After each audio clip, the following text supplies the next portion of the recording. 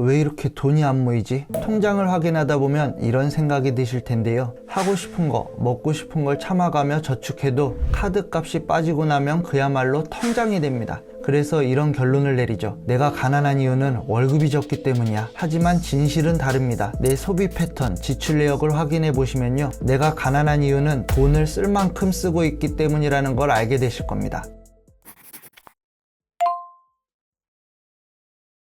지금부터 5가지 질문을 드릴 건데요, 얼마나 빨리 대답할 수 있는지 확인해 보세요. 첫 번째, 세후 월급이 얼마인가요? 두 번째, 지금 통장에 얼마가 있나요? 세 번째, 한 달 식비로 얼마를 쓰시나요? 네 번째, 한 달 보험료는 얼마인가요? 다섯 번째, 다음 달에 빠지는 카드 결제 예정 금액이 얼마인가요? 만약 대략적인 금액도 대답하지 못하셨다면 나의 소득과 지출을 파악하지 못하신 겁니다. 그건 아마 한 번도 가계부를 작성해 본 적이 없기 때문일 텐데요. 다시 말하면 돈을 벌고 쓰는 것만 해봤지 돈을 관리해 본 적이 없는 겁니다. 가계부라고 해서 10원 단위까지 계산하거나 엑셀로 정리하실 필요는 없고요, 입금과 출금 내역만 확인해 보셔도 됩니다. 여러분이 가난을 체감한 것, 이를테면 먹고 싶은 것과 사고 싶은 걸 참은 것에 비해 훨씬 더 많이 지출하고 계실 거예요. 왜냐? 사실 한 달에 200만 원을 버는 사람이 생활비로 100만 원을 쓰면 안 된다는 건 누구나 알고 있어요. 최소한 월급의 50%는 넘지 않아야 한다는 거죠. 하지만 한 달 평균 소비액을 모르면 내가 어제까지 얼마를 썼는지 모르기 때문에 오늘 또 과소비하게 됩니다. 대부분은 월급 날짜와 카드 값이 빠지는 날짜가 다르실 텐데요. 예를 들어 통장에 900만 원이 있다고 치면 월급이 들어와서 1000만 원을 넘습니다. 그러면 와, 1000만 원 모았다 하면서 목돈을 모은 기념으로 또 돈을 쓸어 갑니다. 하지만 당장 다음 주가 되면 카드 값이 빠지면서 통장 잔고는 800만 원으로 줄어듭니다. 그러면 또 이렇게 말하죠. 월급은 통장을 스쳐갈 뿐. 하지만 사실은 내가 월급을 잡아두지 못한 겁니다. 정말 저축하고 싶으시다면요, 내가 한 달에 얼마를 벌고 쓰는지를 파악하고 내 수입에 맞는 생활비를 계산해 보셔야 합니다.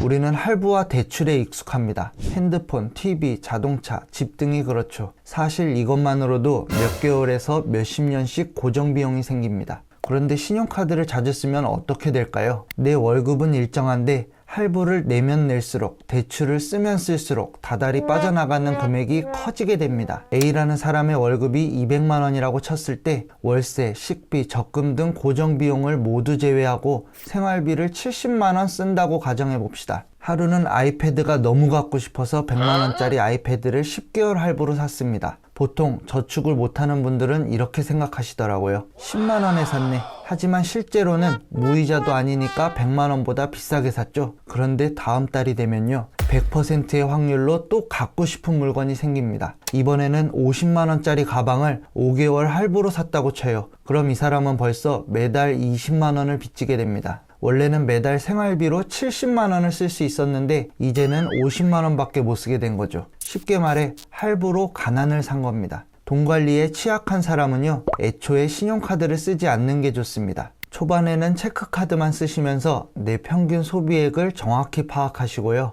몇 달치의 가난을 감당할 수 있을 때만 신용카드를 쓰셔야 합니다.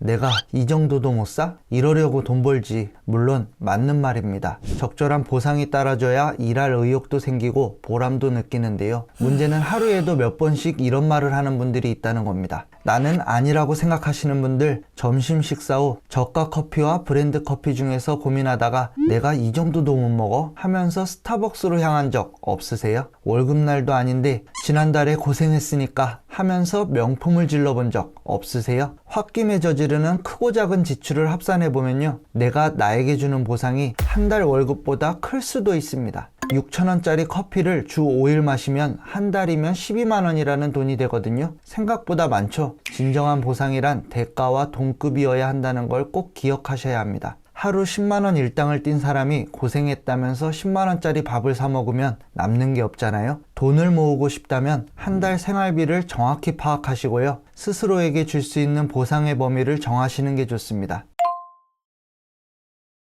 요즘 알리를 이용하는 분들이 많죠. 원래 가격이 압도적으로 저렴한 데다 애니버서리 세일, 7개 사면 무료 배송, 이런 이벤트도 자주 하는데요. 충동 구매를 자주 하는 분들은 세일 기간에 사면 이득이라고 생각하십니다. 반은 맞고 반은 틀립니다. 원래 사야 할 물건이었다면 세일할 때 구매하면 당연히 이득이죠. 하지만 필요하지도 않은데 싸게 판다는 이유로 결제하면 단순한 충동 구매입니다. 세일할 때 샀으니까 이득이라고 생각하시는 분들, 반대로 세일할 때 안 사면 손해라고 말하는 분들, 다시 한번 생각해 보세요. 돈을 안 쓰는 게 손해일까요? 쓰는 게 손해일까요? 일단 결제하는 순간 지출이 생긴다는 사실을 기억하신다면 충동 구매는 충분히 줄일 수 있을 겁니다.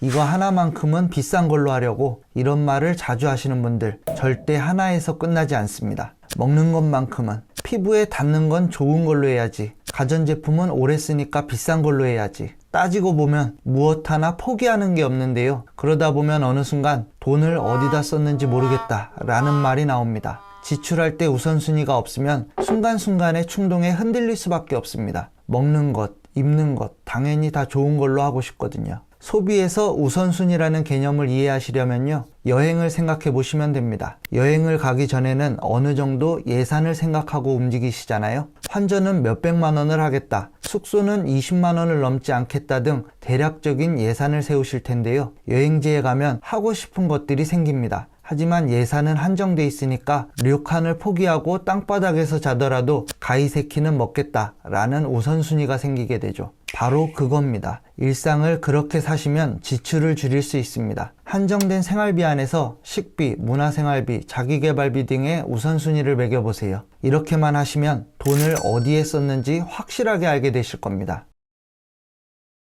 지금까지 저축 못하는 사람의 특징을 알려드렸는데요. 영상을 보신 여러분은 돈을 모으는 방법을 이미 알고 계십니다. 남은 것은 실천뿐입니다. 오늘 준비한 영상은 여기까지고요. 지금까지 생각화가였습니다. 우리 모두 될지어다.